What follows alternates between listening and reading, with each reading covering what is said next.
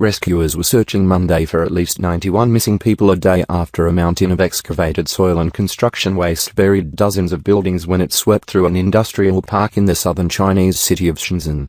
China's official Xinhua News Agency said the landslide buried or damaged 33 buildings in the industrial park in Shenzhen, a major manufacturing center in Guangdong province across the border from Hong Kong that makes products used around the world ranging from cell phones to cars.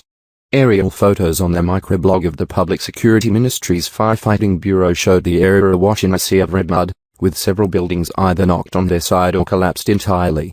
Posts on the microblog said mud had thoroughly infused many of the buildings, leaving the room of survival extremely small. Just 7 people were rescued overnight and 13 overall were hospitalized, including 3 with life-threatening injuries, according to state broadcaster China Central Television, or CCTV, which cited rescue leaders.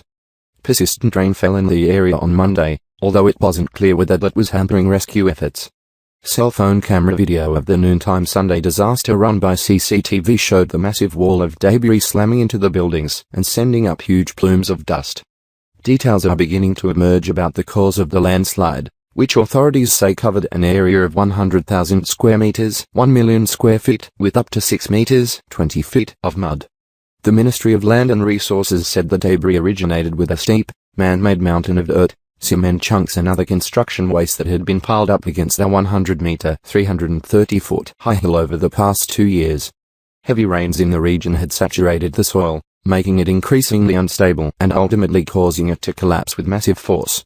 The pile was too big, the pile was too steep, leading to instability and collapse, the ministry said, adding that the original, natural hill remained intact. The ministry said it had dispatched additional personnel to help monitor the situation and guard against a second collapse. The 33 damaged or collapsed buildings included 14 factories, 2 office buildings, 1 cafeteria, 3 dormitories, and 13 sheds or workshops, Shenzhen Deputy Mayor Liu Qingshan said at a news conference. Nearly 1,500 people were involved in the rescue efforts, aided by 151 cranes, backhoes and other construction equipment, along with rescue dogs and specialized life-detecting equipment. CCTV said Chinese President Xi Jinping and Premier Li Keqiang issued orders to make rescuing those trapped the top priority. The initial landslide sparked an explosion in a section of a natural gas pipeline owned by PetroChina, the country's top oil and gas producer. By Monday morning, the fire was extinguished and a temporary section of pipe was being laid.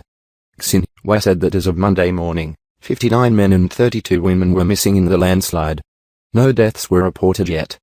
Li Keqiang, the Deputy Secretary General of the Shenzhen city government, said at a televised news conference that more than 900 people had been evacuated and moved to local schools and community centers.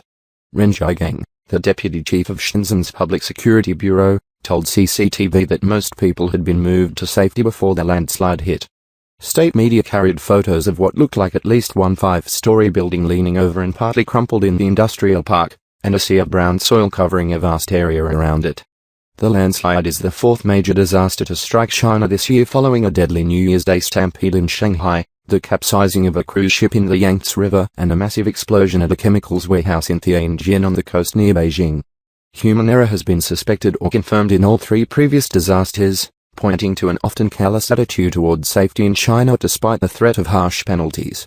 3 decades of headlong economic growth have been catching up with China in terms of safety and damage to the environment. Many of the country's major cities suffer from chronic air pollution. A 4-day smog red alert continued in Beijing on Monday, forcing schools to close, factories to curtail production, and half the city's cars off the roads.